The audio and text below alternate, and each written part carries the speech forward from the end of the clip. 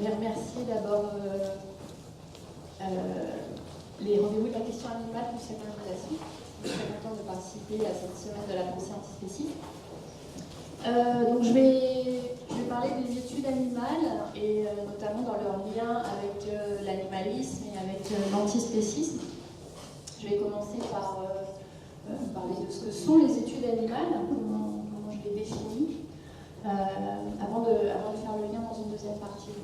David on a déjà tracé les grandes lignes.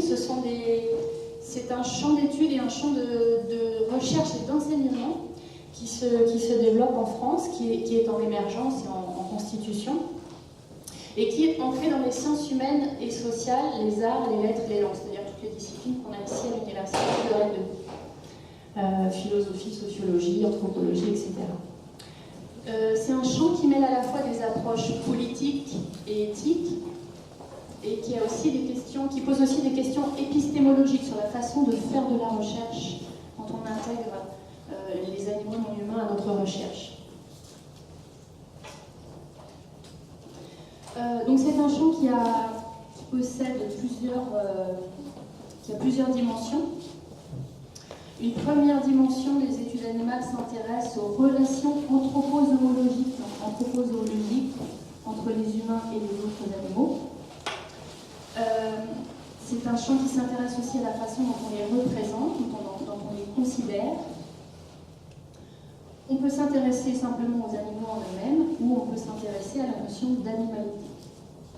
Une deuxième dimension importante de ce champ s'intéresse aux systèmes, aux attitudes, aux croyances qui sont associées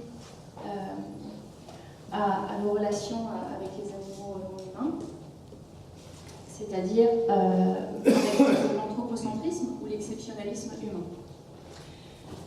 Enfin, il y a une troisième dimension constitutive des études animales, c'est qu'elles sont souvent associées à un idéal d'émancipation ou à une exigence de justice. Alors, à ce niveau-là, le curseur peut aller dans différentes directions. En tout cas, les chercheurs et les chercheuses qui s'inscrivent dans ce champ, qui s'est développé d'abord en Amérique du Nord et outre-Manche, la plupart de ces chercheurs et de ces chercheuses ont à cœur de contribuer à améliorer la condition animale. Et c'est dans cette lignée que je me situe. Donc il y a trois dimensions, il y a aussi un triple rôle dans les études animales. Le premier rôle des études animales, c'est de rendre visibles les animaux, là où ils ont été rendus invisibles, où leur animalité a été niée, ou bien même leur subjectivité. Un deuxième rôle des études animales, c'est de mettre au jour le fait que l'identité animale, les rôles qu'on attribue aux animaux, les catégorisations qu'on construit autour d'eux, eh bien, ce sont des constructions sociales, des constructions idéologiques, des constructions idéales. Et donc, les études animales cherchent à mettre en lumière la façon dont on représente les animaux. Ils sont parfois des compagnons, parfois des symboles, parfois ils sont un garde-manger sur pattes. Ils sont des outils, des objets, des créatures effrayantes, des héros, des victimes, des membres de la famille et tant d'autres choses. Parfois même, un animal peut remplir plusieurs de ses fonctions sans qu'on y voit une incohérence, sans qu'on voit une incohérence à le traiter tantôt comme un membre de la famille, tantôt comme un animal, un modèle vivant dans une expérimentation. C'est le cas par exemple des lapins ou des chiens, parce que les lapins sont des animaux qui sont en train de changer un peu de catégorie et d'intégrer la catégorie des animaux de compagnie, qui se rapprochent de nous. Et un troisième rôle des études animales, c'est de mettre au jour l'exceptionnalisme humain.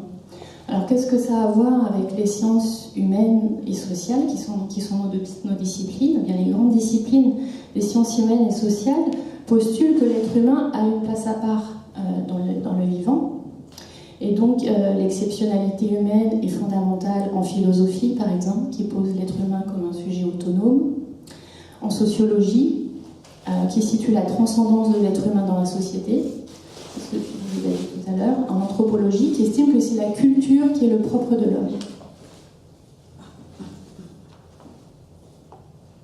Donc le rôle des études animales, c'est de faire surgir des animaux de tous ces lieux où ils se trouvent, mais où ils sont restés dans l'ombre parce qu'ils ont été peu considérés par les sciences humaines et sociales, les arts, les lettres et les langues. Mais aujourd'hui, on voit de plus en plus d'universitaires de ces disciplines qui se penchent sur les biographies animales dans l'histoire, sur les catégorisations humaines et animales en sociologie, en anthropologie, sur le statut moral des animaux non humains, en philosophie, bon ça c'est plus ancien, et il y a plus de philosophes qui s'intéressent à ces questions depuis plus longtemps. On voit aussi des universitaires qui s'intéressent aux mouvements politiques animalistes. En linguistique, on s'intéresse aux expressions animalières, etc. Donc quand on fait des études animales, on peut aborder la question des animaux non humains de deux manières. Soit on peut partir d'une perspective qui reste anthropocentrée mais qui est élargie, ou on peut partir d'une perspective qui est zoocentrée. Je vais donner un exemple tout à l'heure. Je voudrais quand même souligner que dans les travaux contemporains qui s'intéressent à la question animale, tout le monde ne se réclame pas des études animales et certains s'en démarquent même clairement. Donc on voit un intérêt croissant chez les universitaires français et chez les universitaires françaises pour cette question. Le champ spécialiste se diversifie. Il n'y a pas si longtemps que ça, il était considéré comme un dévoiement. Il a suscité des réactions de méfiance. Moi, j'ai constaté le changement. Ça fait une quinzaine d'années que je travaille sur ces questions. Je constate un changement de perception important. On voit que les études animales se sont développées en parallèle de ce qu'on pourrait appeler la poussée animaliste contemporaine. Les études animales se sont développées aussi en parallèle des organisations animalistes.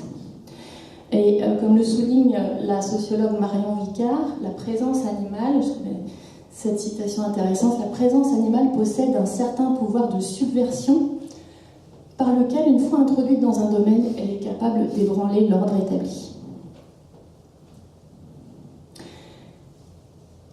Donc, pour illustrer les différences que je mentionnais tout de suite sur la différence de perspective, soit on part d'une perspective anthropocentrée et on élargit le paysage, soit on essaie de partir d'une perspective zoocentrée. Je voudrais donner un exemple en histoire avec l'historien français Damien Baldin, par exemple, qui est auteur d'un ouvrage sur les animaux domestiques en France au XIXe siècle, et voilà ce qu'il écrit à propos de son travail.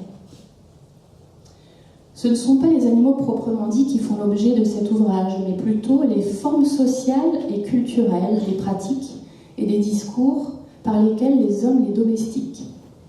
Les animaux seront donc définis ici par le statut de domestique que la société leur attribue, et non par leur appartenance biologique à telle ou telle espèce.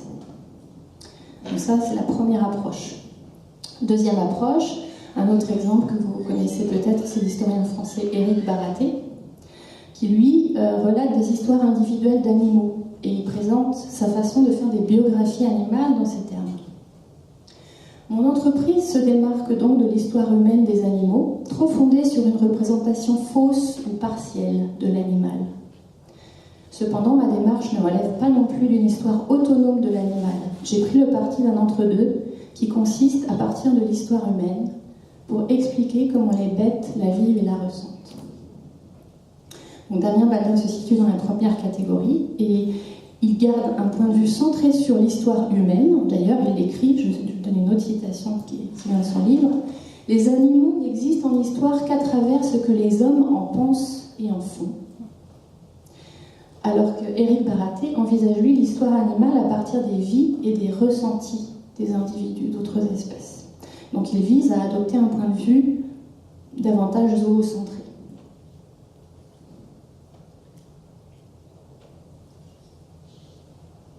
Donc les spécialistes d'études animales examinent les questions qui se posent quand les animaux sont pris au sérieux en tant qu'objet d'études.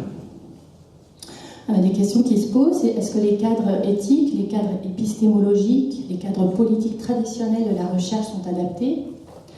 Est-ce que la définition traditionnelle de l'humanité, fondamentalement opposée aux autres animaux, est juste? Est-ce que les représentations et les catégorisations des autres espèces sont adéquates pour penser la diversité des vies animales? Donc les études animales interrogent ces constructions sociales et culturelles, comme le souligne une anthropologue américaine, Margot DiMello, dans un ouvrage qui, ma part, a été traduit, mais qui s'intitule Animals and Society, An Introduction to Human Animal Studies. J'ai traduit juste cette citation.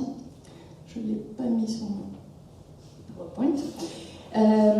Je vous la lis donc. Être un animal dans la société humaine a peu de rapport avec la biologie et beaucoup avec la culture humaine.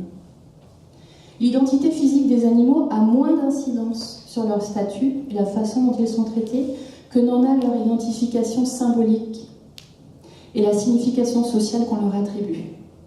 En outre, notre manière de classifier les animaux informe le regard que nous portons sur eux, et notre regard sur eux informe notre façon de les classifier. Donc on voit là dans cette citation tout ce que peuvent amener les sciences humaines et sociales, les arts, les lettres et les langues à la question des rapports anthropozoologiques. Et donc... Ah bah si, j'avais mis la citation.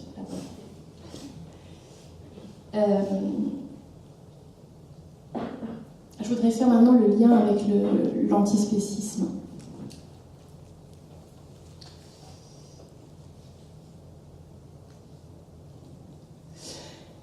En faisant le lien avec la citation de Margot DiMello, on voit tout ce que les sciences humaines et sociales, les arts, les lettres et les langues peuvent amener à l'antispécisme, puisque tout démarre là, dans la culture, tout démarre dans l'histoire, dans l'étude, dans les religions, l'anthropologie, la sociologie, la linguistique. Et donc pour débusquer le spécisme, il faut puiser dans ces disciplines qui ne sont en elles-mêmes pas forcément, ou même en général, qui ne sont pas normatives.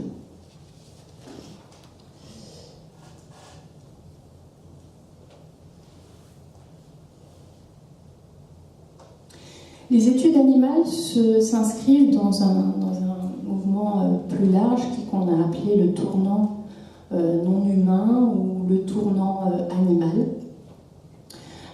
C'est un surgissement des animaux dans les sciences humaines et sociales et il marque un double changement. Il marque un changement à la fois sur le plan quantitatif, dont j'ai déjà un peu évoqué, on a de plus en plus de travaux sur ce thème. La confluence des travaux est remarquable. Et sur le plan qualitatif, on voit un glissement qui s'opère dans les représentations des animaux non humains.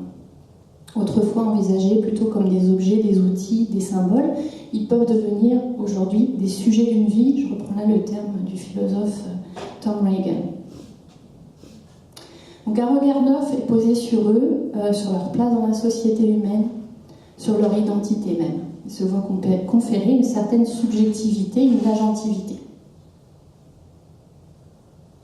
Donc on voit là un écho entre études animales et antispécisme. Et je pense que cet écho pourrait être encore bien davantage amplifié par de nouvelles recherches. Et donc il est important que les jeunes chercheurs et les jeunes chercheuses, les étudiants qui se destinent à des carrières universitaires s'emparent de ce sujet pour continuer de creuser un sillon très riche. Donc la question de la normativité, c'est-à-dire est-ce qu'on émet des jugements de valeur ou pas, est une dimension importante des études animales. Et je crois qu'en tant qu'universitaire travaillant sur ces questions, il est difficile de s'y dérober. Je pense que l'analyse scientifique des relations entre les humains et les autres animaux peut prêter le flanc à deux dangers. Sur ce point, elle peut se rendre d'abord coupable de viser une objectivité qui n'est en fait qu'une forme de légitimation de l'orthodoxie morale. Bien souvent, quand on parle d'études animales, et dans certaines disciplines, c'est plus marqué que dans d'autres, on nous dit qu'il faut absolument rester neutre, il faut être objectif, mais qu'est-ce que ça veut dire être objectif quand on parle des animaux ? D'autre part, on peut chercher à affirmer une ambition critique trop forte qui peut conduire le chercheur ou la chercheuse à projeter des jugements de valeur sur une réalité qu'il essaye de décrire. Donc c'est une posture délicate qui n'est pas sans rappeler la question de la dissonance cognitive, que vous connaissez peut-être par ailleurs, donc c'est-à-dire l'adéquation ou le manque d'adéquation entre une croyance et une attitude. Et donc les spécialistes d'études animales peuvent aussi être en proie à une forme de dissonance cognitive entre leurs croyances personnelles ou professionnelles et leurs attitudes personnelles ou professionnelles.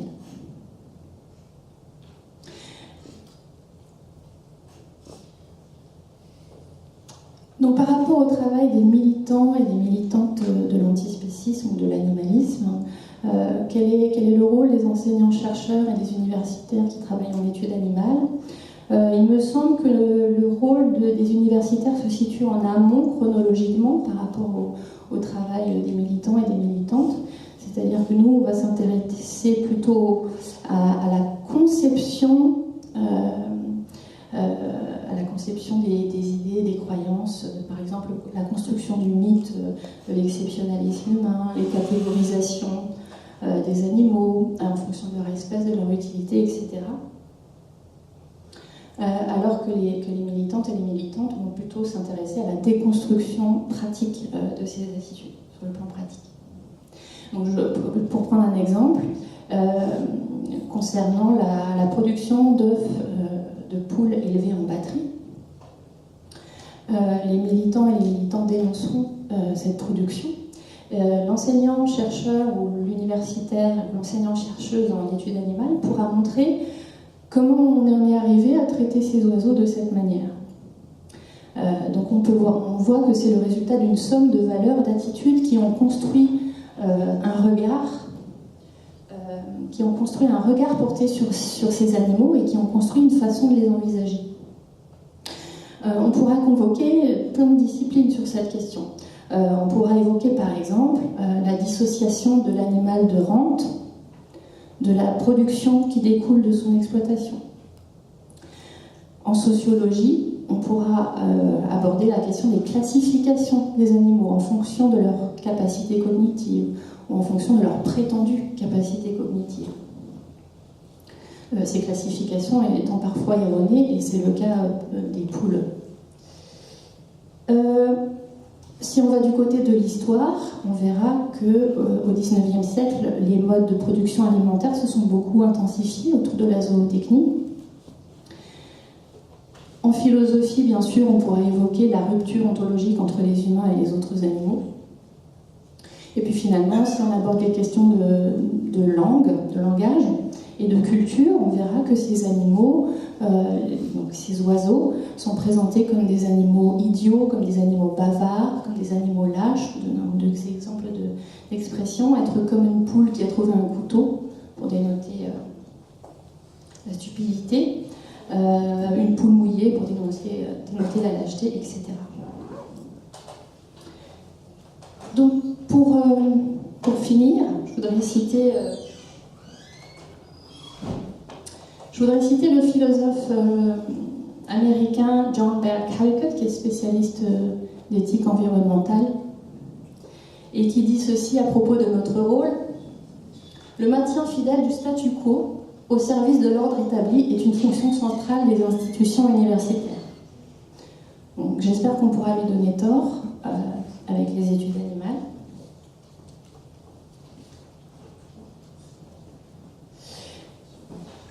Et donc, pour conclure sur le rôle de l'enseignant-chercheur et de l'enseignante-chercheuse en études animales, on peut aborder cette question, on peut simplement débattre des sujets qui sont liés à la condition animale, analyser les rapports entre êtres humains et animaux, envisager les nouvelles relations anthropozoologiques. On peut étudier les biographies animales et les catégorisations du vivant, s'intéresser aux expressions animalières, etc.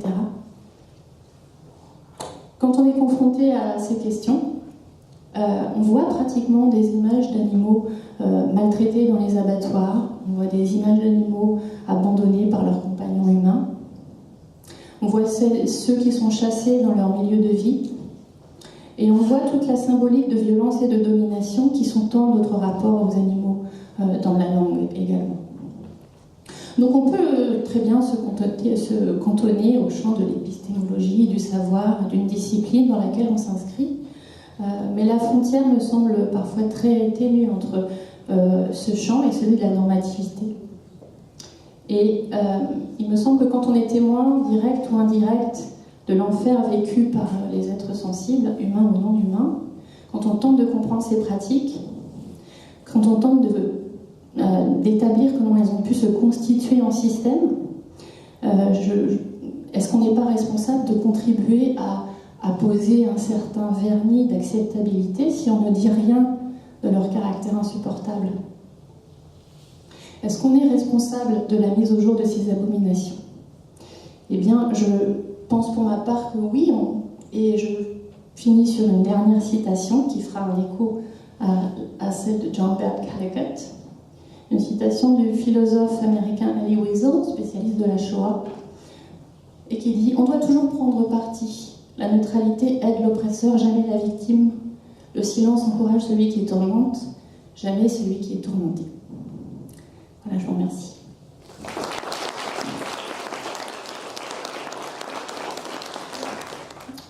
Il y a des questions?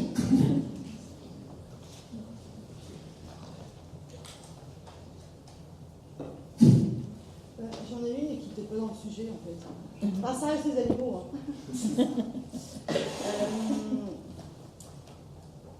Comment les lois vont évoluer ou peuvent évoluer pour la protection animale, ou quand est-ce que les lois ne sont... Non, excusez-moi, j'arrive pas à la poser ma question. Par exemple, moi je fais partie de la protection animale féline. Il y a une loi qui oblige à l'identification de l'animal, que ce soit chat, chien, peu importe. Même ça, c'est pas respecté. Alors comment faire pour que toutes ces lois soient prises en compte par les individus et également par ceux qui font les lois, enfin qu'elles soient plus appliquées, quoi. Non, c'est pas dans le sujet. Alors, moi, je ne suis pas du tout une juriste, mais je ne suis pas très bien placée pour vous répondre. Tout ce que je peux dire et ce qui me semble important et ce qui me réjouit quand je vois que les études animales se développent, c'est qu'on peut aller un peu à la source de nos rapports avec les animaux. Donc, je dirais que ce qui me semble important aujourd'hui, c'est d'essayer d'aller du côté de l'éducation. Et que c'est par là que les choses pourront plus facilement bouger que du côté directement législatif, parce qu'on voit que les lois qui sont votées pour les animaux, déjà, elles sont pas satisfaisantes, et en plus, elles ne sont pas appliquées. Oui, par exemple, en Belgique, maintenant, il va y avoir un permis de détention d'animal, de compagnie, enfin d'animaux de compagnie. En France, on est archi loin de tout ça. En France, même des gens qui sont... à qui on retire 30 Yorkshire dans 30 mètres carrés, et ben 6 mois après, ils peuvent recommencer. Comment on peut faire pour que ces choses-là s'arrêtent? Parce que l'éducation, elle n'est pas accessible à tous non plus. Tout le monde n'a pas envie de la voir. Tout le monde ne sait pas qu'elle existe. Hélas, je n'ai pas tellement de solutions directes à vous proposer pour... Au moins, j'avais des questions. Ouais.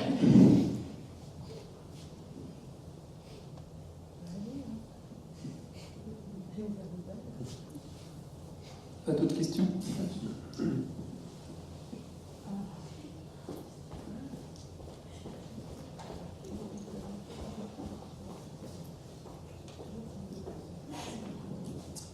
Bonsoir. Alors moi j'avais une question plus liée à l'histoire, qui a un lien avec les études animales.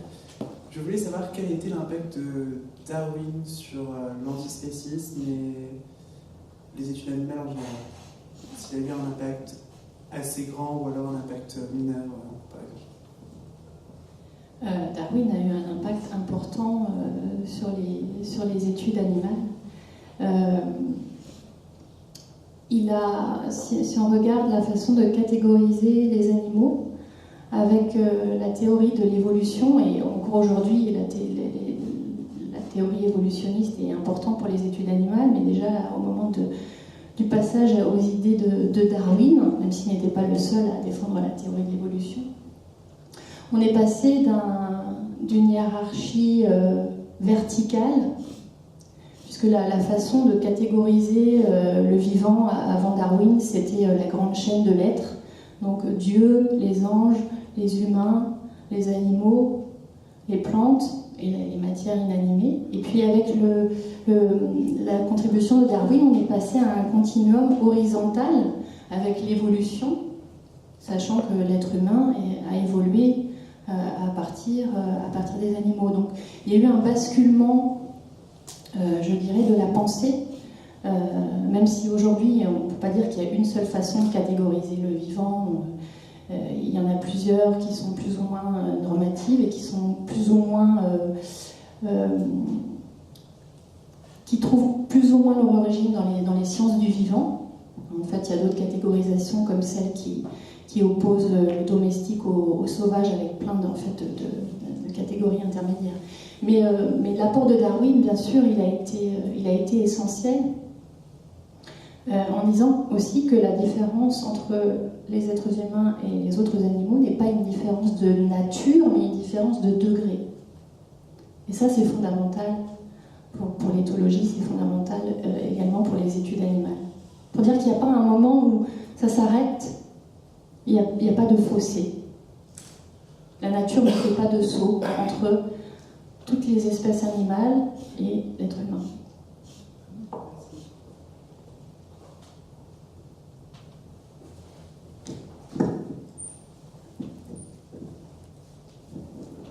Dans quelle mesure pourrait-on dire que les hommes sont des animaux dénaturés?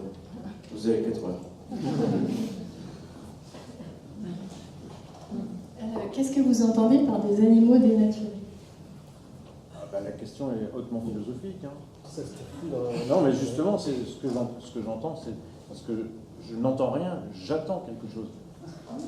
Oui, mais je ne comprends pas ce que veut dire dénaturé. Vous voyez, quand Spinoza parle de nature naturante et de nature naturelle, si on transpose à l'humanité, dans quelle mesure l'homme, on peut considérer les hommes comme des animaux dénaturés, avec toutes les conséquences que ça implique, et justement toute la réflexion qui est menée à l'heure actuelle, et qui n'existait pas il y a encore un siècle, en fait, notamment avec Descartes et l'animal-machine, par exemple. Est-ce que vous me suivez? Oui, je vous suis. J'aimerais que vous me précédiez maintenant. Je ne vais pas pouvoir apporter grand-chose à cette question. Il y a d'autres spécialistes de la question de la nature dans la salle qui pourraient peut-être mieux y répondre que moi. Non, je suis désolée, Spinoza. Non, mais c'est parce que c'est une question d'histoire, en fait. Ouais. Je ne suis pas en mesure de répondre à votre question.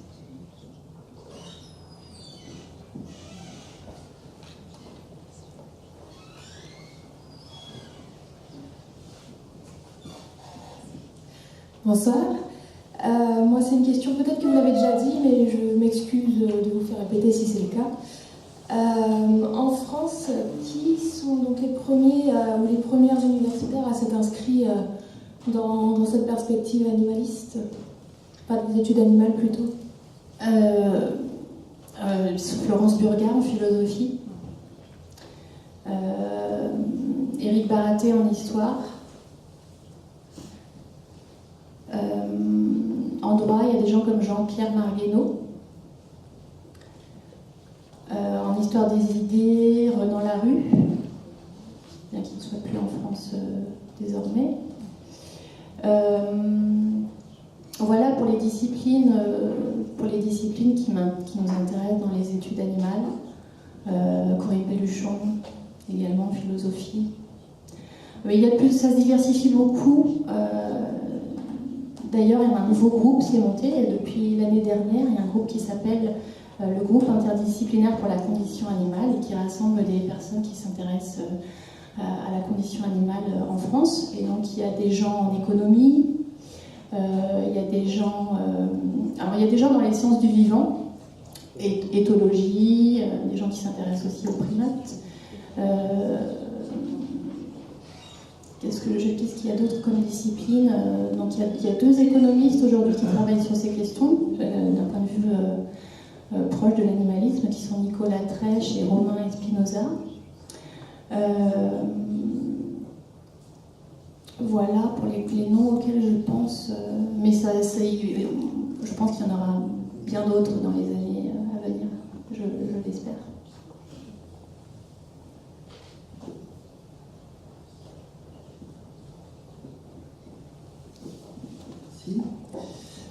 Et moi j'étais curieux de savoir quel argumentaire avait été donné à l'institution pour qu'elle accepte la création de études animales?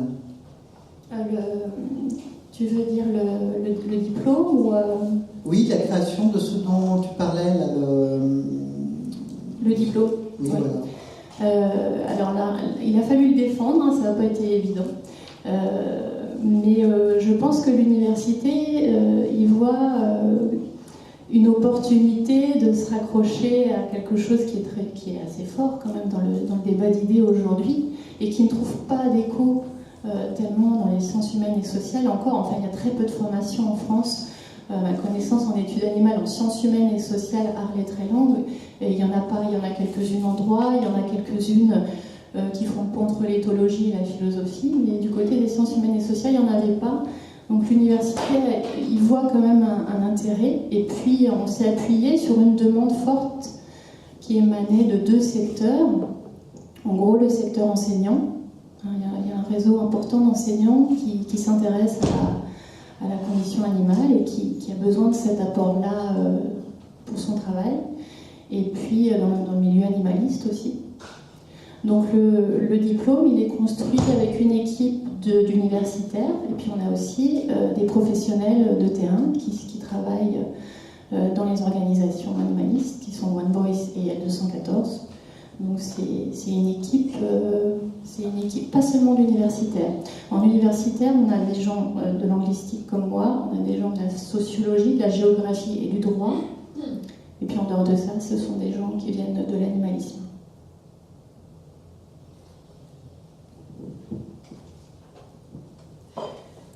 Tout à l'heure, tu parlais de cet historien qui avait fait justement une histoire du ressenti animal. Est-ce que tu pourrais préciser un petit peu ce qu'on entend par là, cette histoire du ressenti animal, justement? Je pourrais donner un exemple de ce que fait Éric Baraté. Par exemple, il s'est intéressé à une corrida célèbre avec le taureau Islero. Alors, peut-être que certains connaissent déjà cette histoire. Mais au lieu de raconter la corrida du point de vue humain, il a essayé de regarder la corrida du point de vue du taureau. Et en utilisant des archives, il a vu que c'était un petit taureau et que c'était un taureau presbyte, et que le fait qu'il soit presbyte, eh bien, ça le rendait particulièrement dangereux parce qu'il voyait pas bien et donc il était paniqué. Et donc cette corrida, qui a une issue funeste pour l'humain, pour le taureau aussi bien sûr, mais aussi pour l'humain, elle est célèbre pour ça, parce que c'était un célèbre matador, j'ai oublié le nom. Mais donc Éric Baraté a montré pourquoi cette corrida avait pris ce tournant-là, et en la racontant du point de vue de l'animal. Mais c'est pas facile pour lui, c'est pas toujours possible pour lui, parce que c'est un historien, donc il travaille à partir d'archives, et c'est pas toujours facile pour lui d'aller trouver dans les archives. Il croise les archives historiques avec des sources de l'éthologie pour essayer de comprendre les choses du point de vue zoocentré.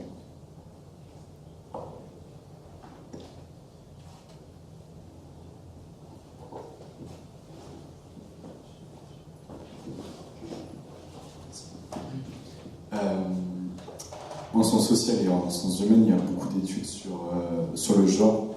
Je voulais savoir si des chercheurs se penchaient sur le cas de la différence des sexes entre animaux sur une même espèce par rapport à la vision des humains. Donc, par exemple, est-ce qu'avec une chienne et un chien, est-ce qu'on a une éthique différente, ou avec une jument et un cheval? Alors, je ne connais pas bien. Comme ça, je ne pense pas à des exemples. Peut-être qu'Axel connaîtra plus que moi. C'est-à-dire la théorie du genre appliquée aux animaux, c'est ça? C'est ça, ouais. J'ai pas de nom à donner. Mais c'est des recherches qui sont faites, ou c'est à part?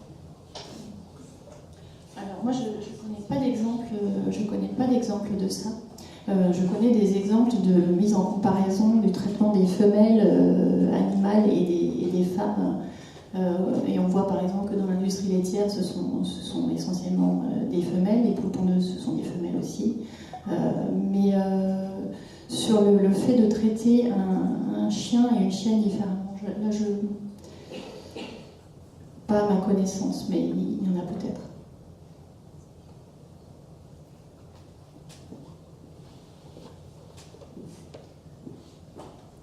J'avais une question aussi.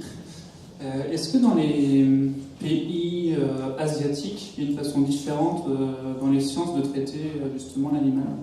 Parce que ce que tu disais, c'est assez occidental comme façon de faire. Ah oui, alors effectivement, j'aurais dû le préciser en introduction que mon point de vue est complètement occidental et que voilà, je pars des disciplines que je connais qui sont les disciplines de linguistique, pays anglophone et puis la France, mais je ne connais pas bien la situation asiatique. Est-ce que le type de l'espèce étudiée oriente les études? Est-ce qu'on choisit plutôt des chiens qui sont proches de l'homme par rapport à on a mis longtemps avant d'étudier les poissons? Alors oui, ça c'est une question importante, je ne l'ai pas abordée, mais je dirais c'est une des limites des études animales.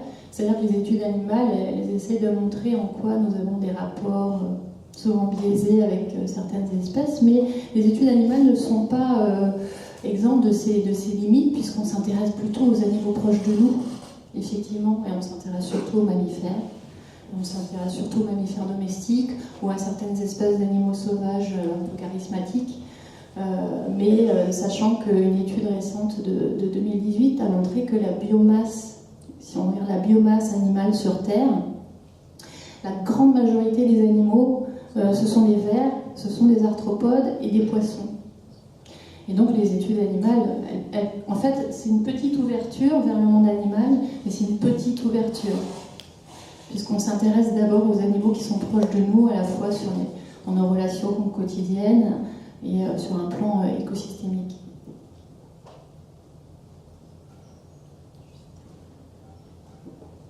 Une dernière question?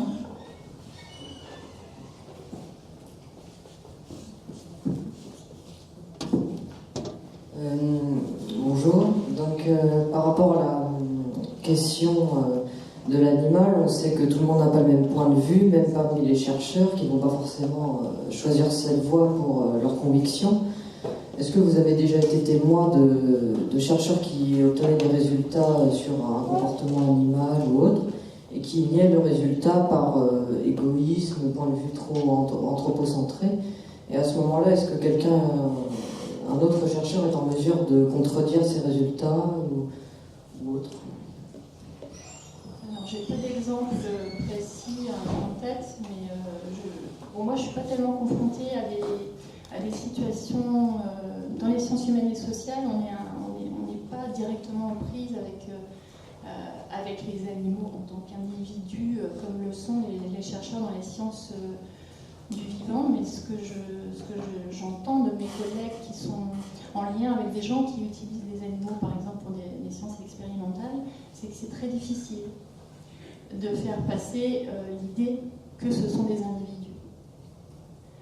Ça reste très difficile aujourd'hui, donc on a beau dire que ça s'élargit, qu'il y a de plus en plus de chercheurs qui s'intéressent à ces questions et de chercheuses. De mon petit point de vue de sciences humaines et sociales, c'est le cas, mais quand on se dirige du côté des sciences du vivant, ça reste compliqué. Merci Émilie. On va passer à Axel.